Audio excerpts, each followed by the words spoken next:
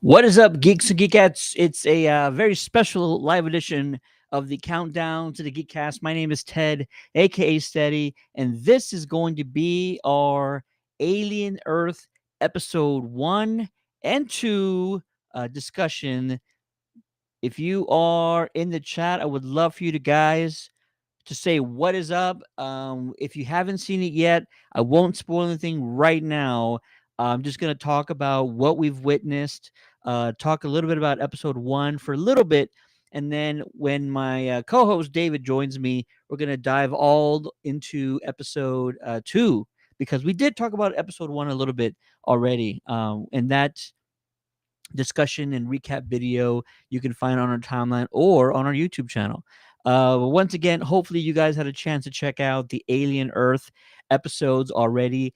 I'm just going to, without spoiling anything, say right now, this is absolutely one of the best premieres of any sci-fi series ever.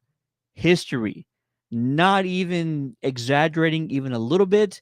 No matter what happens after the first 2 episodes, between episodes 3 and 8, the first 2 are the best opening to any series sci-fi related that I've seen possibly ever.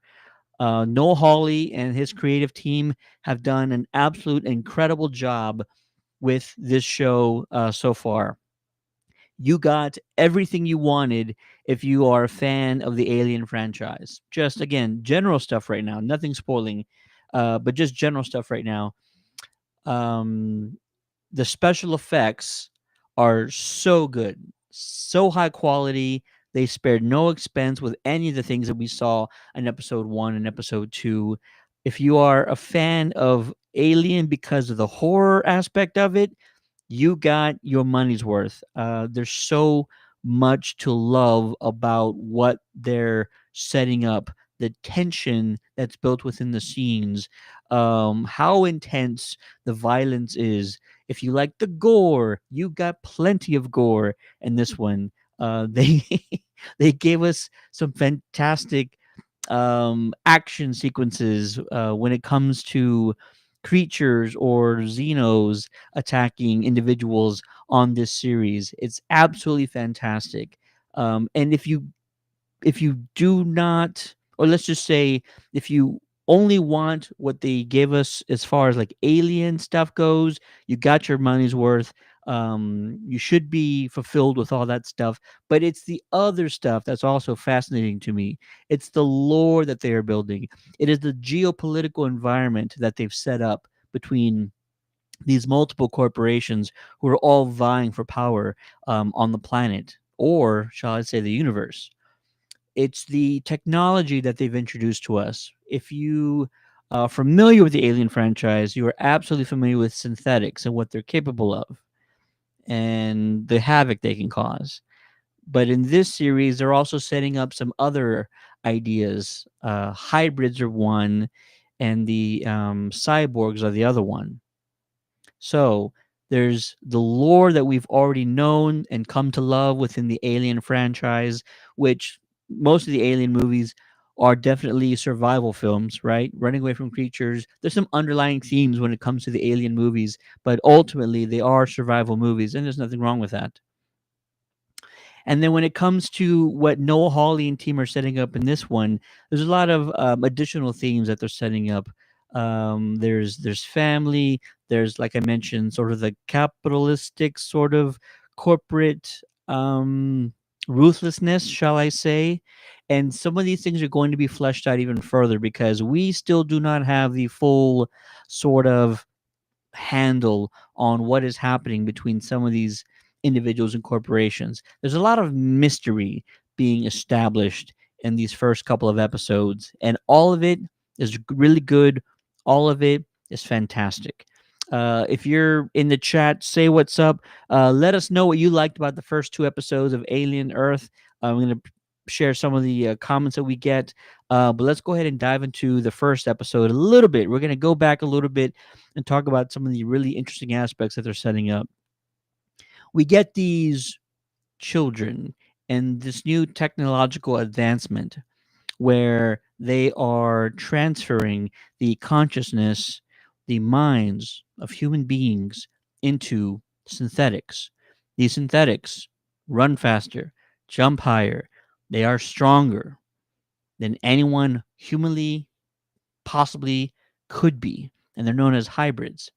This is a really fascinating element that they're introducing into this Alien franchise because to me, they could be potentially setting up some really interesting plot twists or possibly retconning some things for future projects or maybe even some movies that we've already come and seen and we've known to love, but maybe they're trying to give us a different angle to some of those things. All of that's possible. I'm not going to say it's for sure, but if they attempt it, that would be bold, a bold decision if they were able to do that. There is the cyborg, the cybernetic Morrow, who's on the Weyland-Yutani ship. Something was always really different about him because we know that synthetics are more like servants to the human race. And yet, on this ship that they call the Magano, everybody on the crew, anyone who's on the vessel, treated him as sort of like the captain of the ship. And I thought that was really interesting because, like I mentioned, synthetics, most of the time, we see him as servants. Morrow, though, he always acted as if he was in charge. Everybody sort of took orders from him, and he was the one sort of keeping people at bay or sort of holding the peace when he needed to.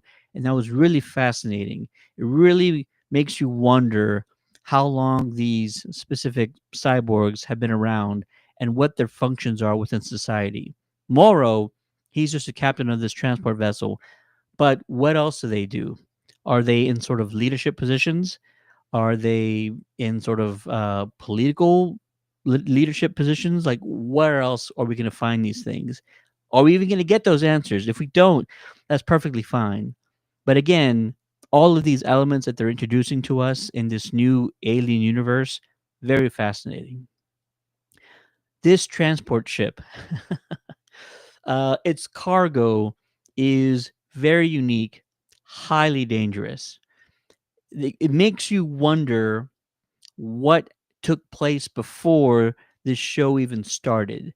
They have dozens, if not hundreds, of creatures and entities on this ship, specimens, if you will.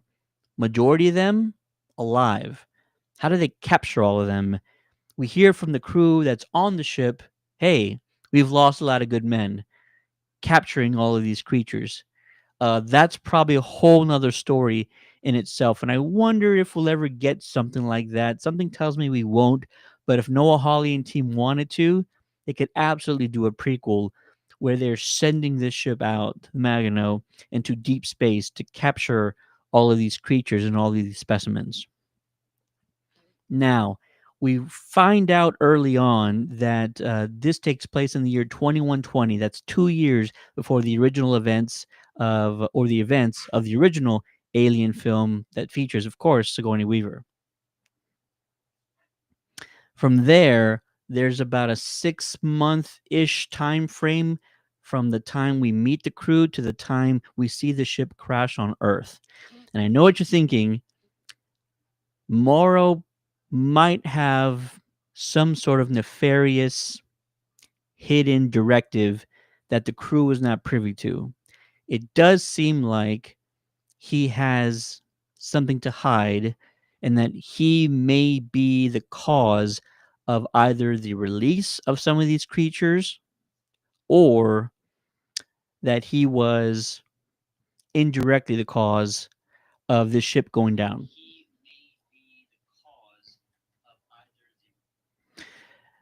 I'm kind of hoping that there's a plot twist that's headed to us later down the road, that we actually might find some additional information out about the events that led to the demise of this crew. And that would be fantastic writing, in my opinion. Some additional information and twists that involve learning that someone else might have accidentally released probably a facehugger, let's be honest, or one of these other sort of insect or alien creatures, and that they were the ones that accidentally released these creatures, and eventually these crew members started dropping like flies one by one. If we end up finding out that Morrow, he's just really the whole cause of this, that he said a chain reaction of events where these creatures or these specimens started getting out and eliminating crew members one at a time, and that eventually he wanted the ship to sort of crash into the planet, but also not just the planet, but into the headquarters of one of the major rivals of the Weyland-Yutani Corporation, that would not be a stretch of the imagination whatsoever. I could absolutely see that happening. It seems like the straightforward theory right now is that Weyland-Yutani is so ruthless that they're willing to crash their vessel very carefully. I mean, let's face it, crashing a ship of that size, it would be pretty difficult, if not nearly impossible, to crash that vessel without completely decimating all the cargo on board. Nevertheless, Morrow is able to do that. He's able to crash this ship into Thailand, which is near or in the vicinity of the Prodigy Corporation's headquarters. And it feels like if this was intentional, that is a very ruthless way of trying to eliminate your competition. This spaceship, this massive transport vessel, is basically an atom bomb, but instead of an explosion occurring, it is filled with some of the most dangerous creatures and entities in deep space. And if those were to get out, it would completely wipe out this area of the planet. We know how dangerous xenomorphs are to begin with, and so if landed landing on the planet completely unchecked, which is something we've not seen before, and that's also why this series is so interesting. Um, it has the potential to completely wipe out the human race. Is Weyland-Yutani the type of corporation that would take that risk in order to eliminate their own competition? I think history would say yes. They are willing to take that risk. So, episode 1, we find Wendy, the Lost Boys. Her brother is a part of this search and rescue team that's going to go and look for survivors around this city. And Wendy is able to convince Boy Cavalier, the trillionaire boy genius, to let her and the rest of the Lost Boys, who are these hybrids, go and search for survivors. Really, she only really wants to find her brother. Her strength, her agility, her speed are all going to be helpful in protecting her brother during this time. All right. From there, we see Morrow subdue two of the search and rescue individuals. This is a very key action item here because he could have just eliminated these individuals, but he chooses not to. He chooses to handcuff them to a pole so that they're out of his way and that he can continue with whatever hidden directive that Moro has. I think that's very key right there, because if he was just sent to either take out the CEO of the Project Corporation or try to cause mass casualties around the vicinity of the Prodigy Corporation headquarters, then eliminating two more individuals would not be that big of a deal. He would just do it and move along with whatever else he needs to accomplish. But instead, he subdues them, handcuffs them to a pole. And yes, they don't survive, but it's not directly by his hands, which I think is very telling, if you ask me. That's probably the thing that really sits with me the most, is that he could have just eliminated them. I don't know when we'll find out Moro's true intentions, but I do think we're in for a major plot twist. I could be wrong, and it could just be straightforward. Whalen Yutani is out here trying to eliminate their own competition, and that could very well, may be it. Wendy and team, how are they really going to help out in this situation, in this scenario? Before we get to episode 2, because I'm still waiting for our co-host here, it's interesting that Wendy is the only one really grabbing any weapons.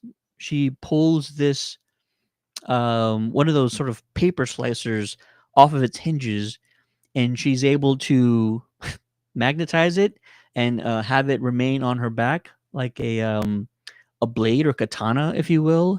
But you don't see anybody else sort of grabbing any weapons, or it might have been something that I had missed. But I do find it fascinating. I'm wondering exactly what their strategy is going to be going into this extremely dangerous and perilous environment. They are in over their heads. They don't know what they're walking into. And for us, we actually get our first xenomorph kill of the entire season with this female crew member who, before the ship crashes, is taken out by a xenomorph. If you were to ask me how long I thought it would have took for us to see our first xenomorph or our first xenomorph kill, I would have said episode 2, possibly 3. No way did I think or expect that we would see a xenomorph on screen so early in this series. It makes me feel like the creative team, and especially Noah Hawley, really understand the audience. We don't need to waste time. We're not going to waste time or spend too much time showing you how these specimens get out. We just know they're going to get out, and we're not even going to waste time showing you a face hugger subduing an individual, seeing a chest burster come out, seeing it gradually, or they grow kind of fast, but seeing it grow a little over time, or people chase it, like all of the elements and all of the things that we're used to seeing in an alien movie. We skipped all that stuff, and that's brand new to us, really. We skipped all that stuff and we went right from skipping the specimens getting out and seeing a xenomorph take down people. That's fantastic. They absolutely know what they're doing with this project, and they are giving fans a lot of what they not only expect, but a lot they don't expect. Let's talk about the way it looks, and also the score of this series, because you will absolutely feel that this project is set within the first Alien films, like right there between 1 and 2. It's the score from the first one, it's the beats, it's the nostalgic sort of feel that they're putting into the atmosphere, it's the look of everything. It just looks perfect. They spared no expense on these practical sets. On the ship itself, the hallways look just like the hallways in the original. The mother sort of console looks exactly like it should. They went out of their way to make sure that it felt like these movies weren't that long ago, and that this series specifically feels like it was created around the same time. And that's fantastic. That alone should tell fans that they took this project seriously. It's one thing to make a series within a beloved franchise, but Noah and team absolutely understand they have to be delicate with a franchise as beloved as Alien. You cannot make mistakes. There are things that fans will expect. There are things that fans will not allow you to do, and yet they're checking all the right boxes and they're making sure that they're not trying to cheat the fans in any sort of way. This is an expensive series. The money is all right there for you. Even that just transport vessel crashing onto the planet looked expensive. Went out of their way to show every little detail, everything they could, crashing into ships in orbit around Earth, to sideswiping towers and buildings on its way down. Any other show would have been like, we're going to show some rumbling on the ship, cut to black, the ship's already on the ground. You know that's true. No, not this project, not these producers, not the showrunner, Noah Hawley. They went out of their way to show us all of that, all of those things, that entire sequence of individuals watching the ship break into the atmosphere, sideswiping buildings, glass, debris falling along the way, and showing it crash into the ground. They did an incredible job doing all that. All right, I've spent enough time talking about episode 1. We're going to get into episode 2, but I'm going to need my co-host, the one, the only, Facehugger Dave. What's going on, sir? You're excited. I can see the joy. You you've just finished watching the second episode, and so you already know what I already know. This episode 2 is probably better even than the first one, which you and I have already been praising because we've seen the first episode a few times now. So if you haven't seen episode 2, we're going to talk about that right now. Dave, just general thoughts. Episode 2, good or bad? Where do you put it on your all-time scale? Like, what are you feeling right now? It was incredible. I know why you like this episode so much. That song at the end. I was like, wait a minute, did my Apple Music turn on? I was like, oh, what's going on? But yeah, that's the first time I've ever heard a Tool song like that in anything like popular media. But episode one was a setup. It was like episode two was like the payoff, you know? It's like it's Alien Earth. Of course, we all know it's the one of the most famous franchises in the Alien. Aliens, Ridley Scott, James Cameron, tons of films, and we got some crazy like death scenes, and um, we got to see the xenomorph in like full glory in the light. Um, it was incredible, man. And we speculated Mr. October, that's Reggie Jackson. And of course, it was Reggie Jackson, which is weird to say that they tied in baseball into Alien. But now I'm kind of wondering, is Noah Hawley like a baseball fan? Because that's kind of an interesting aspect to what they just did. Um, and of course, you got to see Noah Hawley act, which I didn't think he was going to act in the show. And of course, he played the father to Father Hermit.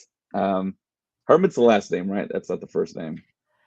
I mean, they call him Hermit. I don't know if it's his first or last, I but we'll think it is just the go with last name Hermit. because yeah, military they had the last names on the suits. Um, but yeah, just it was great, man. It was a great continuation from episode one. Last time I saw episode one was in Hall Age. Episode two, fantastic, pitch perfect. It had enough of the connective tissue to the original Alien in there with the sound of like the lettering on the ASCII computers in green. Um, and of course, we got to see The newer aliens, which I've heard that they're cool. There's one in particular that's really cool. Um, that eyeball alien, terrifying, man, terrifying. Looks really cool too. Um, and then that kind of like almost like they described it looking like possible flora, and of course it's like oozing the same type of like KY jelly stuff that the xenomorph does. And you saw like a tentacle, like another kind of mouth appendage come out and just like stare at the hybrid synthetic. And it's almost like, okay, well, these aliens, they can detect if there's like biology as opposed to synthetic. So I thought that was kind of cool. Also, Wendy kept on hearing like noises and nobody else could. What do you think was up with that? You bring up, yeah, an interesting question, and also we now see with our own eyes that she is more than even what Prodigy Core had realized. She can actually access technology around her. She can hack it. She can It's like she's in the fuse Matrix. with it like she's in the Matrix. She is the Yeah. chosen one. And so Mhm. when you bring up, what is she hearing? I think this is potentially a sort of side effect of her learning to access technology earlier in the second episode. Now that she's done that, she is potentially able to kind of feel her environment around her. I mean, I don't really know exactly what's happening, but I think it's a side effect of just of what she had done earlier on when when they show us she can hack just a video screen and force and code it, recode it Mhm. to play audio or video, whatever had happened when she's communicating a little bit with her brother. So yeah, Mhm. she's very much the Neo of this story, and let's see what else she can do or how she's going to use those abilities later on down the road. Because I feel like all of the stuff is going to come back. Yeah, yeah. Can you hear me better, by the way? I sure can actually. Yeah. Okay, yeah, I didn't have time to set up all my stuff. I couldn't find my wired earbuds, so I'm using some Beats Pro, and it changes all my settings around for whatever reason. But yeah, I mean, it was good, man. The Has no series, business. yeah, No yeah, business you're, being this good. None yeah, whatsoever. yeah. I think it's really what the Alien fans hope for. I mean, you're getting a unique and different creative story with that goes along with the lore of Alien and ties in seamlessly with the original film. And it's happening at the same time as Aliens 2. So you got like kind of like the colonial marine kind of vibe going with the guns and um like the rescue team and the uniforms. And I mean there's mystery, there's creativeness, there's the aliens just going just like a bull in a china shop through human beings, through soldiers. It's wild. And that one quick little shot of the guy who got penetrated by the second mouth. It was almost like a T-Rex just waggling him around like a rag doll. And yeah, that one quick shot, I'm gonna go back and pause it and like look at the like detail that they like really meticulously handcrafted, I'm pretty sure, by a VFX artist. So I want to check that out for sure. But I'm digging the story still. I love the aspect of the brother being the medic and being watched by his now hybrid synthetic sister. And I mean, she still feels love for him, you know? I mean, it's an interesting thing. And I like the fact that he like quizzed her, like, what did you say on this day? What did you say on that day? And finally he's like, without a shadow of a doubt, yeah, this is my sister. This is true. She's here with me. And oh my God, she's a 12-year-old inside of an adult body. And I thought there was going to be a scene where the alien was going to plunge at him and she was going to somehow defend him. Mm, That didn't happen, which no. I like because that goes against the kind of cliched thinking. And then the Tool song started, and I was like, then we got Stink Fist. This is we can I can talk about that now and then we'll come back to some other stuff. Tool is one of the least commercial bands Right. as far that's had success on that level ever. Metallica's had huge success, but they're more commercial than Tool. Ozzy Osbourne's more commercial than Tool. Like bands at that level, Tool's the one that's the least commercial out of all of them. Mhm. I've either rarely or have never heard a Tool song played on any major series, and for them to actually play Stinkfist of all songs at the end, and I kid you not, like I know that those opening tones, those are Yes. ingrained Iconic. Yeah. in Iconic my to us. DNA. Yes. Yeah. And as soon as I heard those tones, those guitar tones, I put my hands on the sides of me. I was like, wait, what's happening right now?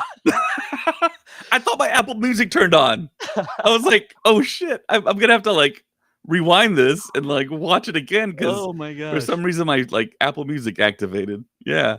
It's such an epic it's such an epic way to end any episode of anything, but for Tool to be incorporated now into a sci-fi project, an aliens sci-fi project, it's just like it's pretty much just a victory lap is what he's doing now, because he knows he hit a home run, no pun intended, because his episode's titled Mr. October.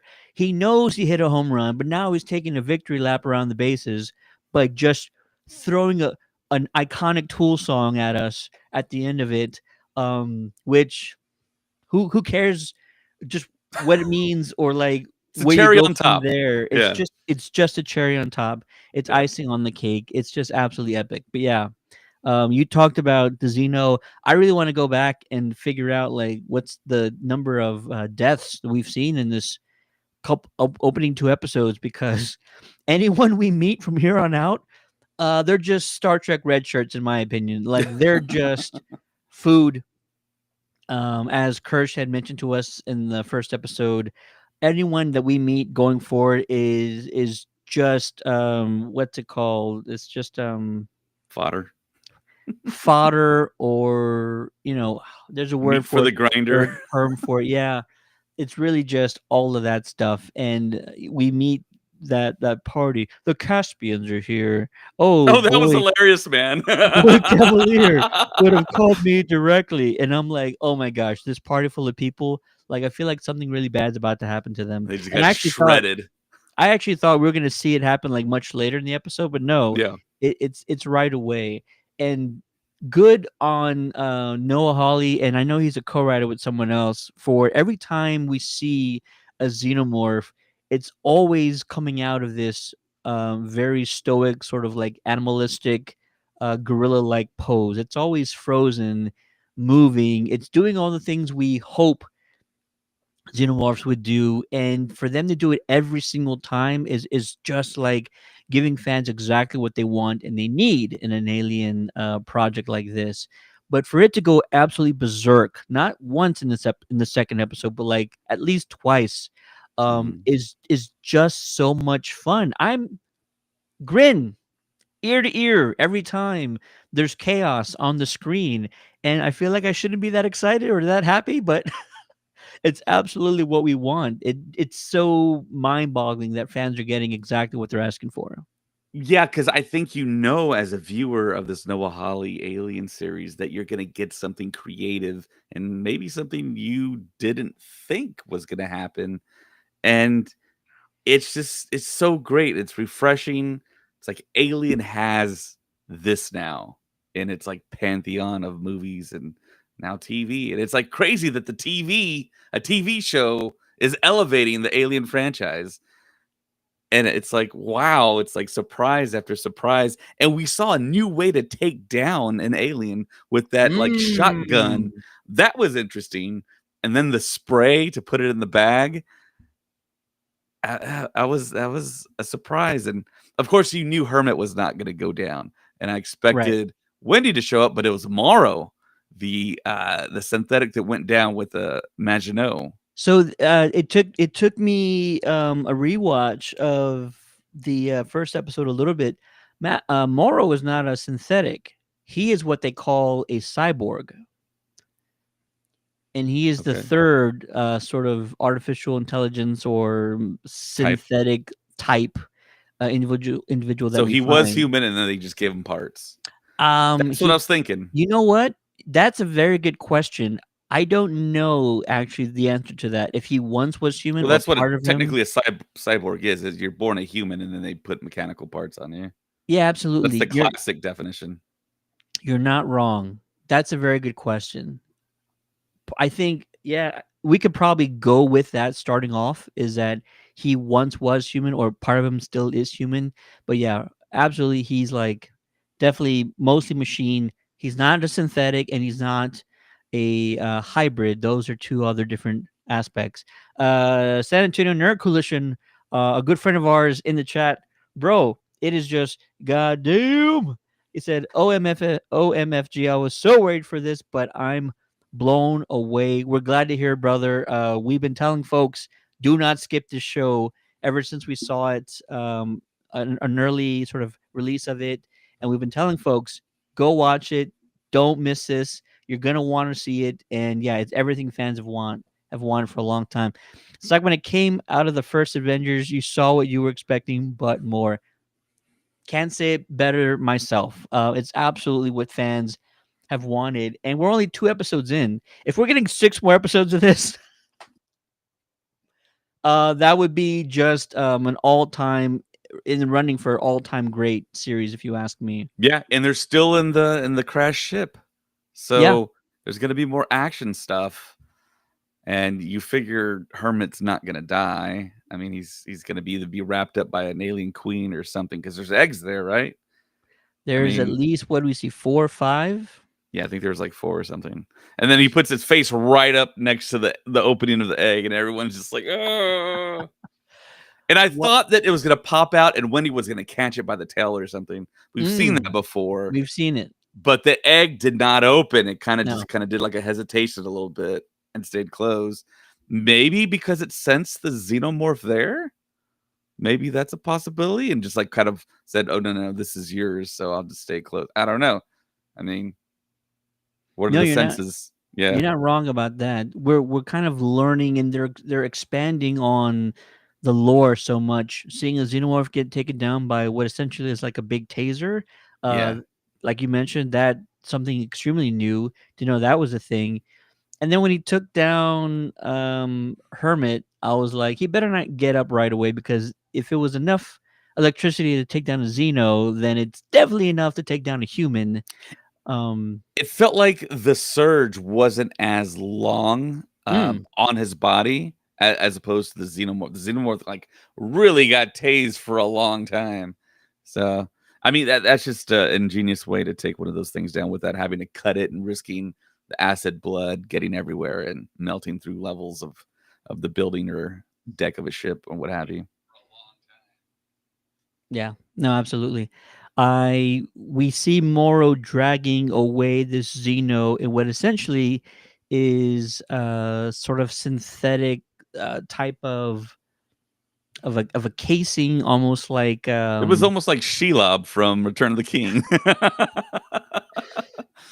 and there's a few things that are really fascinating about this sequence. Number one, this Xeno shreds these 4 individuals in seconds, which is absolutely epic. Yes. In seconds has to be emphasized because it was quick. Moro also tells us that the creature can sense their fear, which Yes. I think which was always sort of implied but never verified. And this feels like it's more of a declaration. Xenomorph can absolutely sense your fear and will strike when they feel, I don't know, they have the upper hand or something. And Moro does not get attacked, which you and I just had a conversation about. He's a cyborg. How much of him is human? Maybe he's a lot less human than even we are thinking about calling him a cyborg Or because maybe they just like either remove the part of his brain that experiences fear or they put like a chip and like muted it or something to make him more efficient on like a deep space trip. I mean, do could you be think that anything. he's showing any sort of fear though? Because this is definitely the most sweaty he is Yes, that yes. we've I was just seen. about to Like say that he it sweats was a lot. it was almost very intended to show him sweating so profusely. And so if he's not scared at this moment, I'm not thinking that by any means. I'm thinking he is absolutely terrified and he has no idea what's going to happen after that.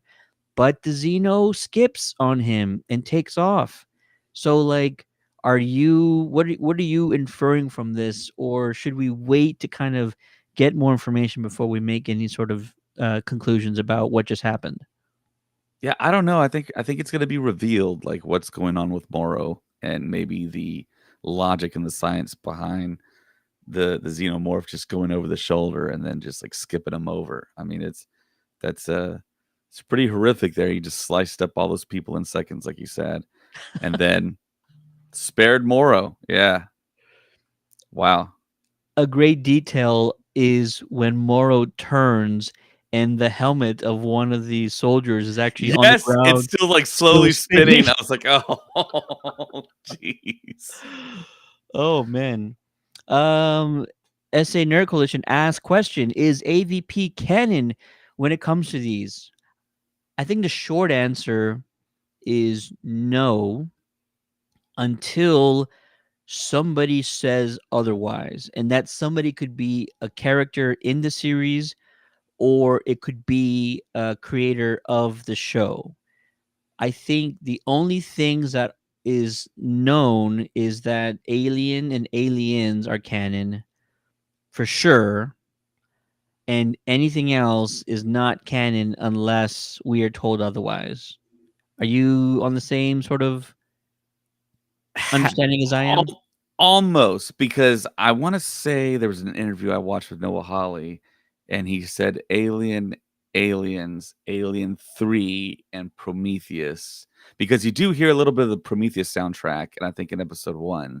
So I think that's pretty much telling you, okay, well, all the events with Michael Fassbender's David and what he did, he basically kinda created the xenomorphs in a way, um, is canon. But yeah, who knows if they're gonna outright just say it, if they're gonna make it like a coffee table book or have some like DVD extras when this hits like or 4K extras, I should say, when Yeah. that comes out on physical media. Um, but yeah, I mean, it'd be great to get an explanation. I think this would sell really well.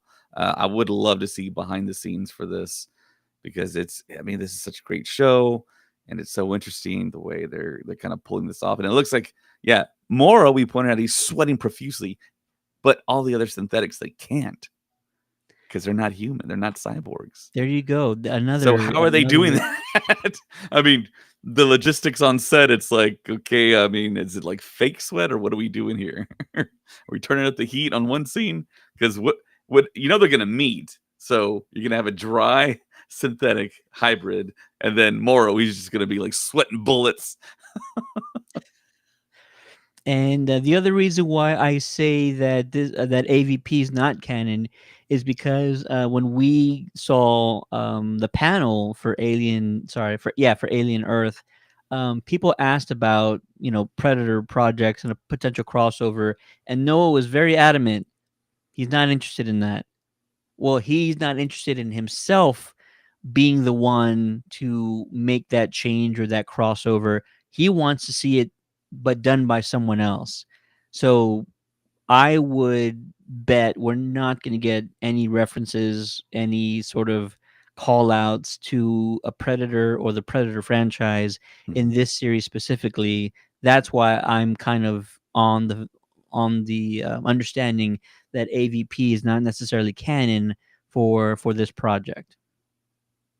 Right, right. I agree with that. Yeah, the way that Noah Hawley was talking in Hall Age, AVP, there's potential for something to be added, which could be canon, but the AVP that exists now is probably not gonna be canon alongside Romulus and Badlands and Killer of Killers and Alien Earth. So I think they are gonna converge, but I think it's gonna be spectacular, way better than what we got in that Yeah. original film. Um, so I'm looking forward to it, man. And I mean, this is just episode 2, and you can kind of see like the marketing behind them releasing these first 2 episodes because you get the setup and you get the payoff. Because some people will watch episode 1 and be like, "We didn't even get an alien," and then episode 2, it's like you got full on alien action and plus some new alien stuff to kind of like tease the senses and get people hyped. It's great, man. SA Nerd Coalition, great questions by the way. Keep them coming, man. Says now, are these evolving eggs like from Prometheus? Was that eye an experiment or something like the dog alien hybrid? Did I miss something? I'll answer that second question first because that one's the easy one. None of these are experiments. All of these creatures and specimens have been collected from deep space by the remaining crew that we started off with on the ship in the first episode. This is what I was kind of sort of talking about earlier in the stream, which before David jumped on. Noah Hawley and team, they did something bold that nobody else has ever done in an alien project before. They skipped all the stuff that we don't need to see.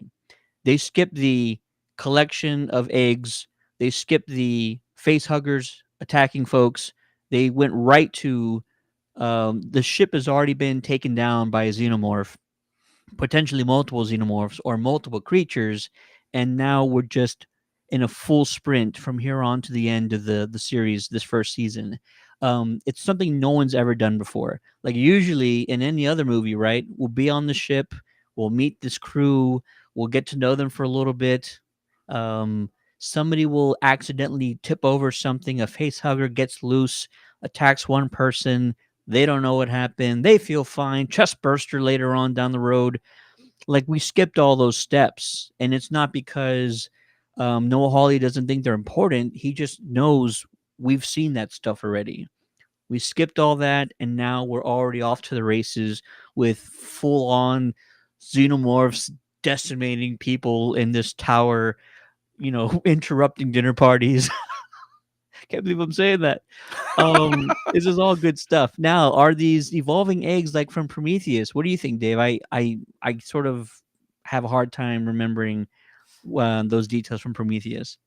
What do you think about Prometheus? I mean, I think you have to have watched Alien Covenant, which was kind of like the sequel to Prometheus because it had the whole like David synthetic storyline. And apparently, the original synthetic that was David, of course, ended up on the alien homeworld and was able to do experiments and basically evolve the alien creature to get to the point where it went from face hugger to chest burster to xenomorph and smuggled. I'm spoiling Alien Covenant here, so if you haven't seen it, I guess put it on mute or pause or like skip through for about a minute here. They've had time to watch But it. yeah, you've had time to watch it. It's an old film now. But he smuggled the eggs in his body and like regurgitated them, and he put those specimens in the tray along with human embryos that so they could grow and gestate. And I don't think they're evolving because I think the idea was they evolved to the uh, perfect biological killing machine, the perfect the perfect being, essentially. I mean, armored skin, acid for blood, 8 feet tall, a whip tail with like a blade at the end. Yeah, I mean, I don't think there's any more evolution for the xenomorph. I think it hit its apex right there.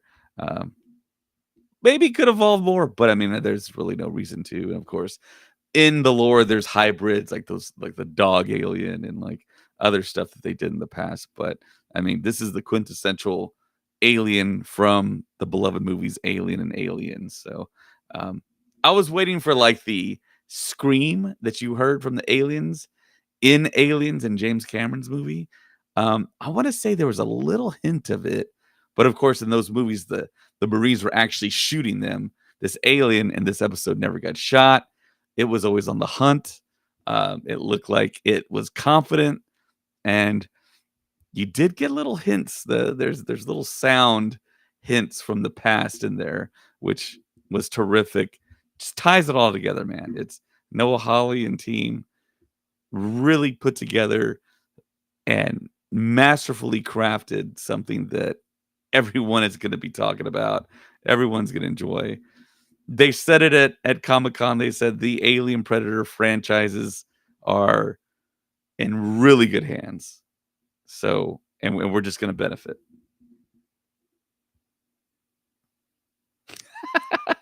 San Antonio Nerd Coalition says that dinner party made me root for the alien.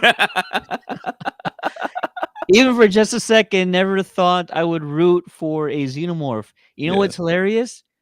I was too. I just told Dave when it's going on a rampage in that apartment, I'm man. I'm grinning from ear to ear. I'm like audibly cheering.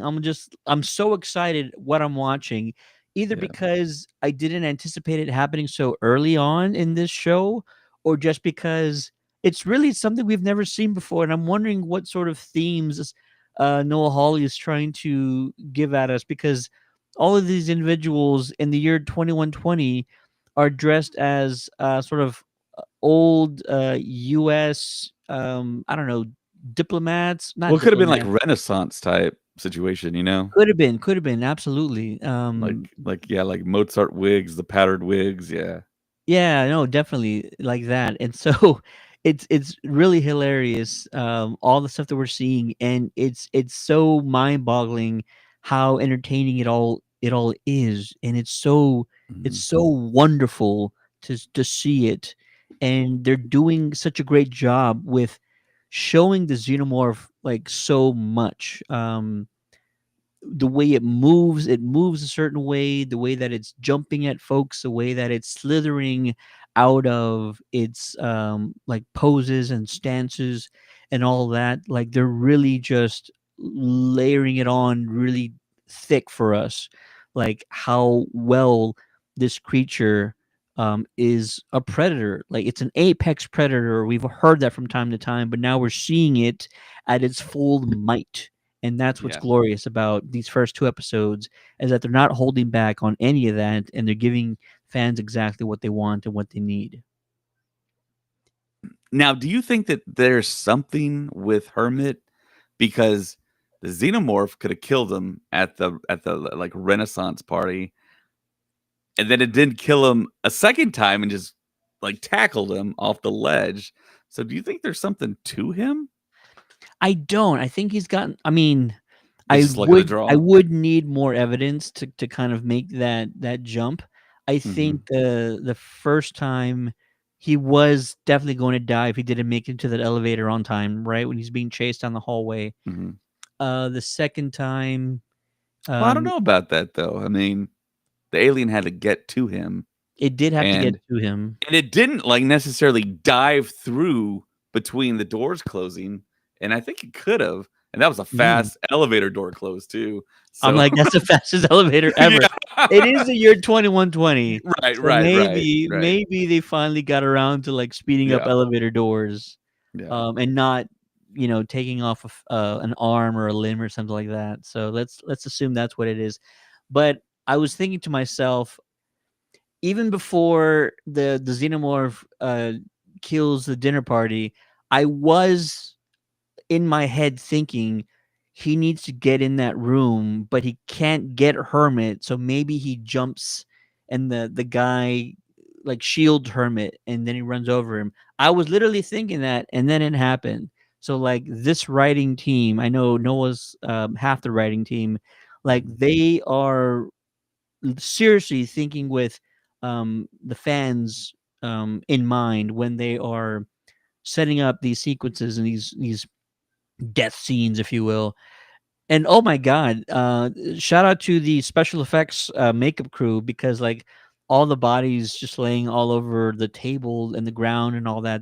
The one guy who's somehow still crawling away with only his upper torso intact.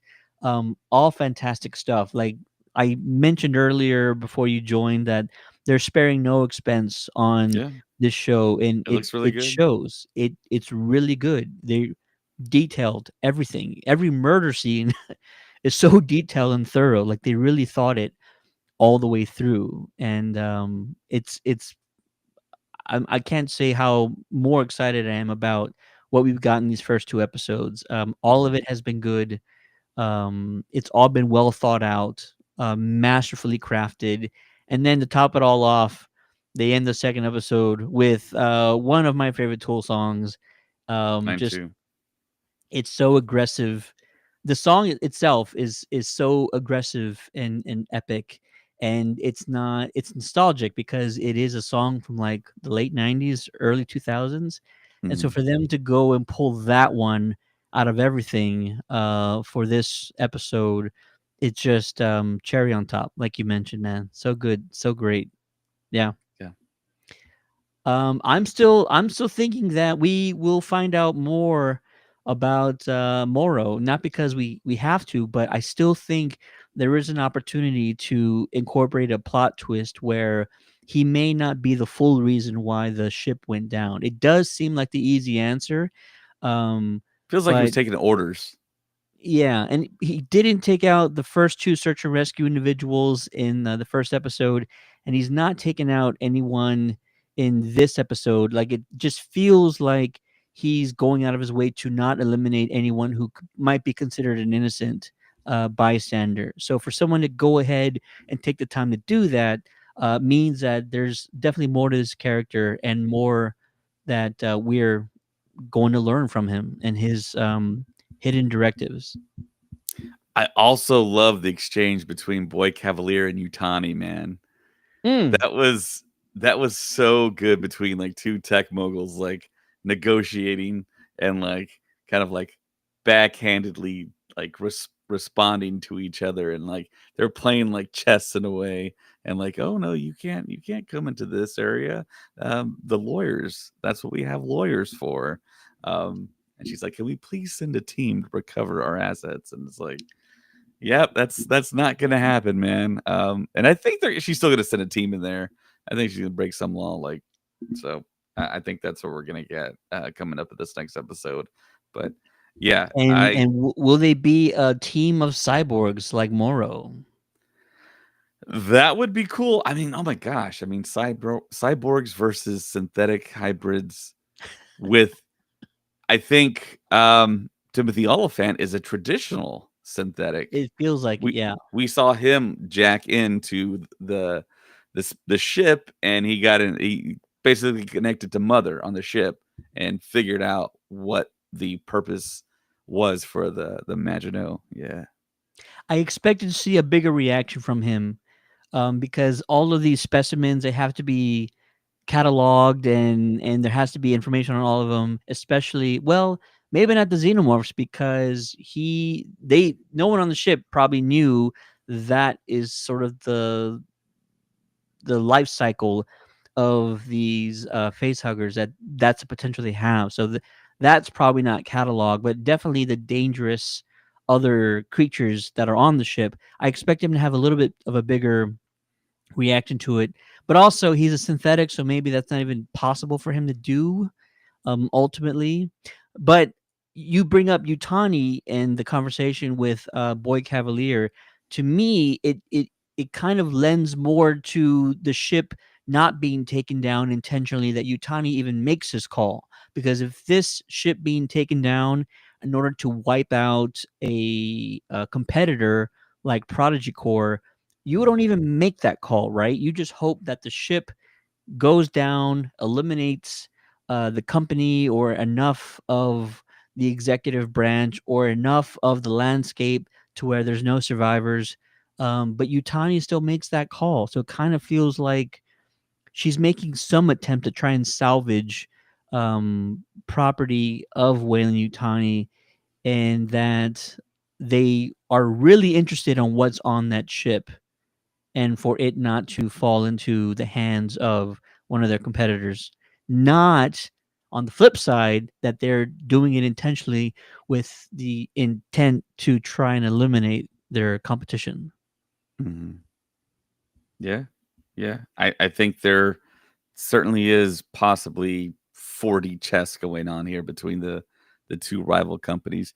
Utani probably found out something and then kind of like said, nah, that maybe she was like, that ain't coming to my spot. Just dump it into Prodigy, let Boy Cavalier deal with it, and whatever like aftermath comes of it, it's on his watch, Yeah. not Utani. Possibly, maybe. I don't know. We're speculating. But I was thinking about that alien that's an eyeball. Yeah. To me, it seems like what that alien does is it attacks whatever creature that has an eye, removes the eyeball, the tentacles then go into the head cavity, wrap around the brain, and the eyeball takes the place of the eyeball that was ripped out. You That's what we thought saw this from the through. cat. Yeah. I just thought about it right now. That's how it works. So I think we're going to see it happen to a human.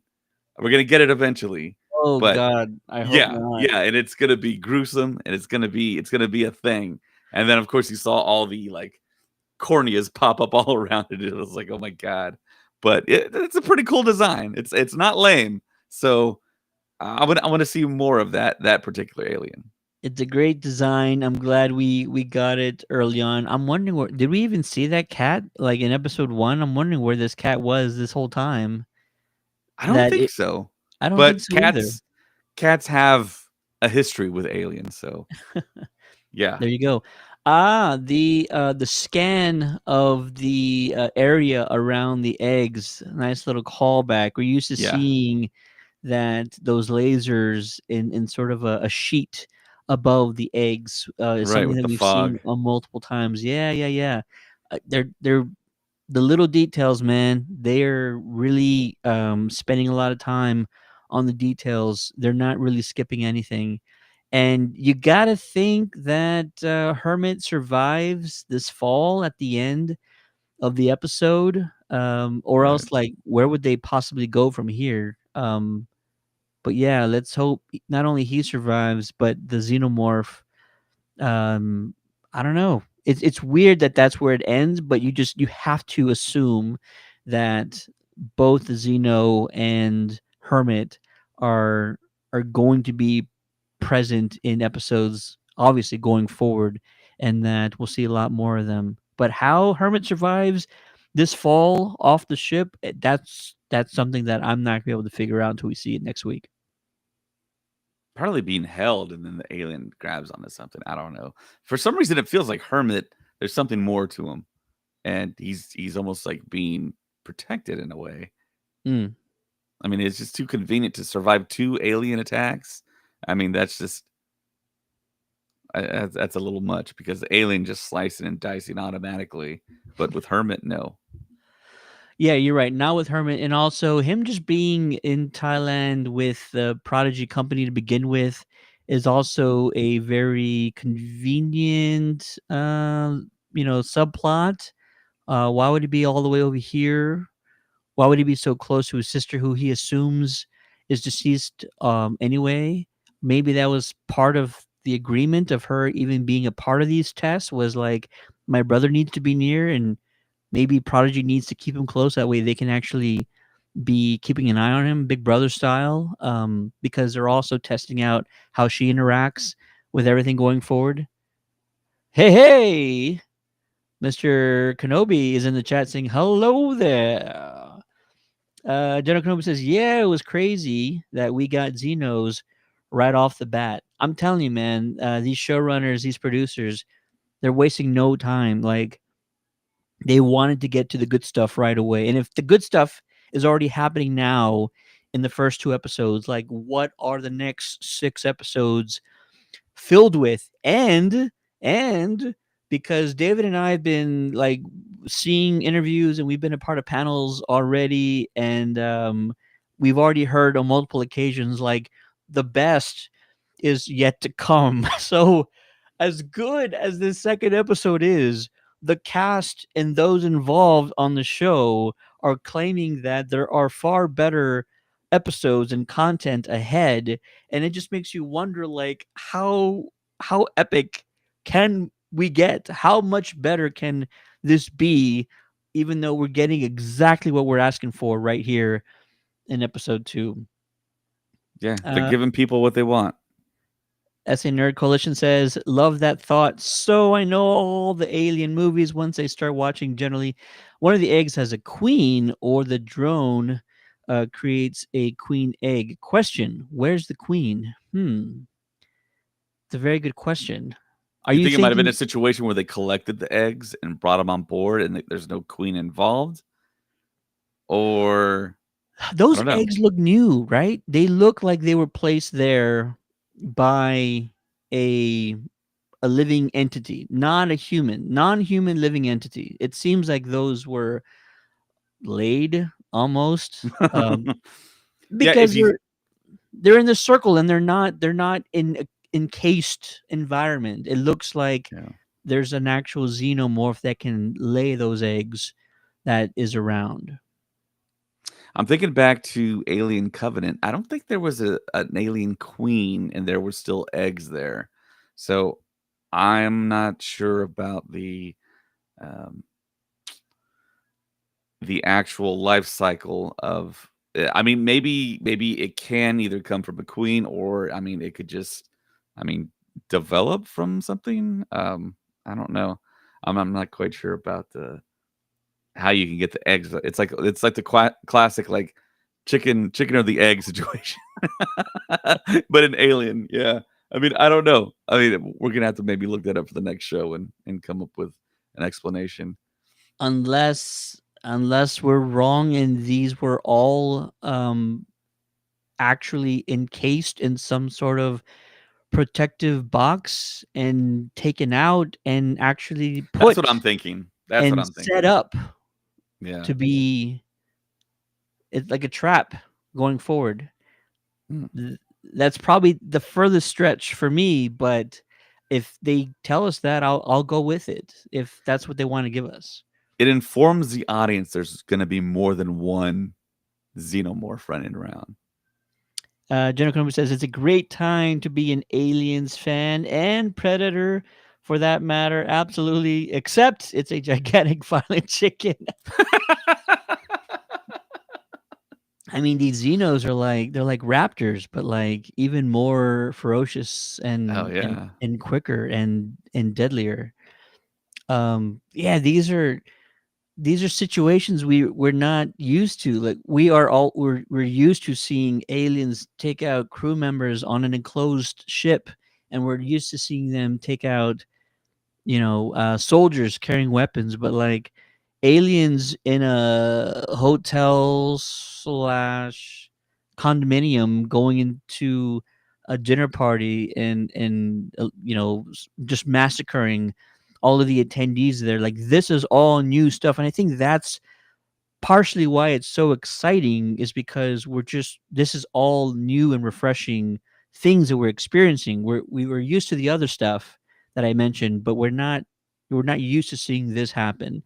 And for me, I think that's why it's so exciting for me personally, but also maybe why other guys like SA Nerd Coalition, or anyone else who's watching who has been excited with some of these sequences. I think it's because it's all new. We're finally getting, not to say that it's bad, but we're finally getting some like really new experiences within the Alien lore, and it's absolutely incredible. And we got 6 more episodes of this to go, and we're going to be talking about these episodes every week after they happened. The premiere was 2 episodes, but going from here on out, it's only gonna be one episode every Tuesday. I'm assuming they still start at 8 p.m. Eastern, 7 p.m. Central, if I'm not mistaken. If that time changes, I'll be sure to let you know. I was actually freaking out because I tried to log in at 7 on my phone and my Disney app was not loading, and Mm. I'm like, wow. My first thought was they are crashing the app for sure. I had to drive home, and because I was somewhere, I was at a restaurant, and I was checking my phone to see if they were on. And my app would not load. Not until I got home and got on the app on my TV was I able to actually start watching the episodes. SA North Coalition says the alien got mad he wasn't invited to the dinner party, so made and left with his own plate. Yeah, absolutely. You know what's great is in that sequence, especially when Hermit grabs a gun and he's walking around the room, you got to pay attention to the background in every scene Mhm. because there's a tail, there's a head moving, Mhm. the xenomorph Yeah. is like always moving in the shadows silently. And Right. so if you watch these first 2 episodes back, watch the background every single time, even especially when you see the xenomorph move in a later frame.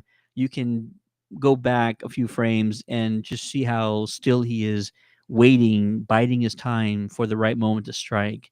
And that's what's so epic, is that they're willing to spend all those times and those moments, allowing to see those attacks and the hunt happen before it goes on. Yeah, so Yeah. amazing.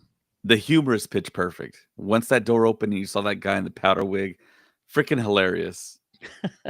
It worked, man. It wasn't like a gag. It wasn't like Marvel humor or anything, but it was hilarious when that guy popped out, and you could tell there's a party going on inside with all this chaos and all this horror and all these people dying. And then when Wendy opened the door and went through with Hermit, the synthetic that was with her was like, I could have done that. That was perfect. That wasn't like cheesy. It was just pitch perfect. I loved it, and I think people kind of thought that there would be that type of humor in this show, and it works, man. It's wonderful. It's what we all wanted, and that's all you can ask for from these studios. I mean, it's like the equivalent of Andor in a way for Star Ooh. Wars to Mm.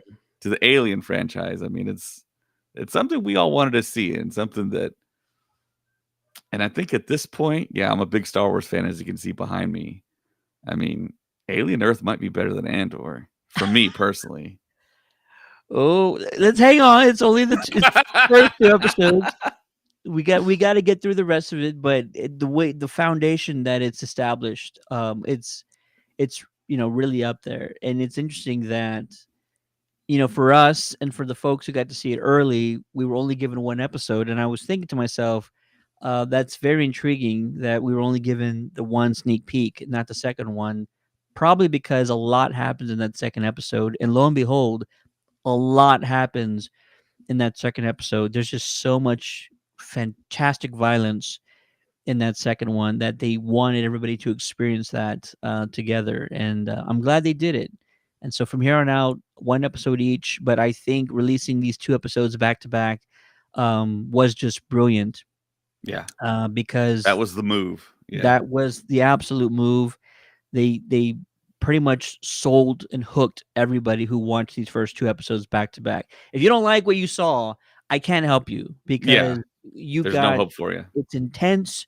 There's horror elements in it. There's gore. There's the Yeah, gratuitous violence when you want to see it. yeah. It's so good. It's And creative. There's intelligence. You can tell the writing's good. yep, Yeah, everything's well thought out. They're thinking everything through, and they're raising so many questions. Why doesn't a Xeno attack a cyborg? What else can Wendy do, either that we haven't seen, or what else can she do with the abilities that she's already determined and she's already figured out?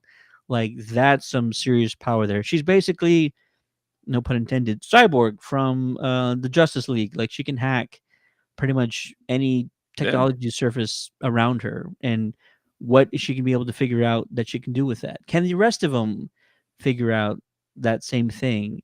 And also, I'm waiting to see, because they're supposed to be faster, stronger, more agile than humans, but no one's really using any of those things yet. You know what I mean? Like, they're still Hmm. kids at heart, and they're still afraid, and they're not really using any of their might or their abilities to, in any situation so far. So that's probably going to happen sooner or later, but when will they figure that out? Can they figure that out is the question.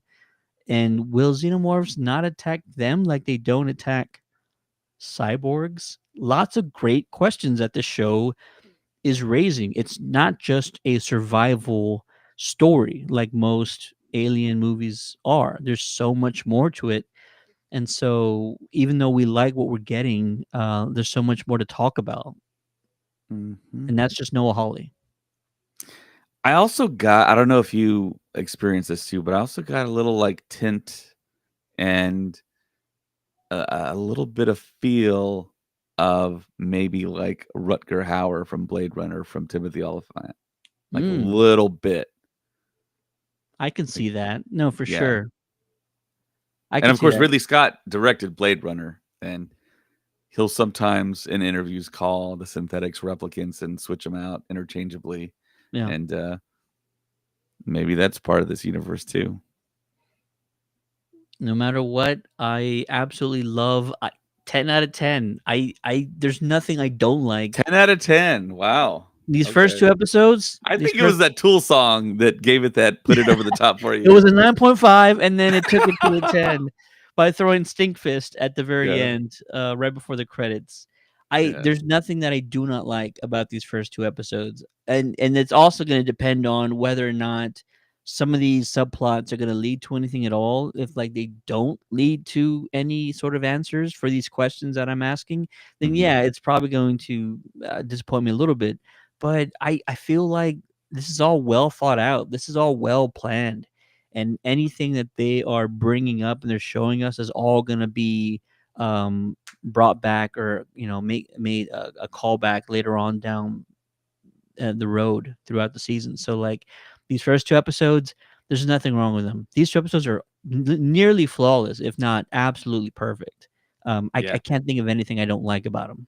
Yeah. I mean, all the positivity in the world for these things, because like you said, it feels like as the audience watches and you really consume this content, it feels like we're going somewhere. It feels like they have a plan, a well Mm. thought out plan, and we're gonna get there over 8 episodes.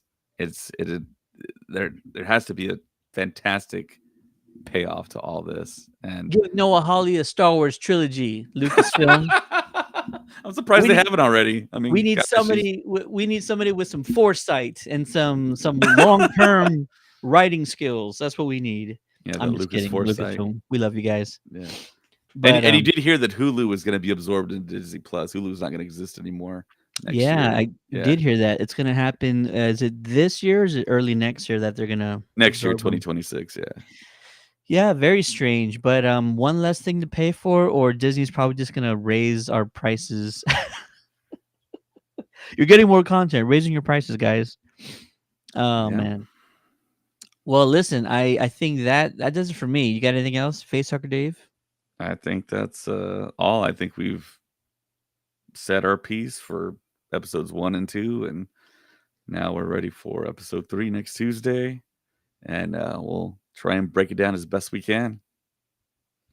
Absolutely. Along with our discussions on these episodes, we're also doing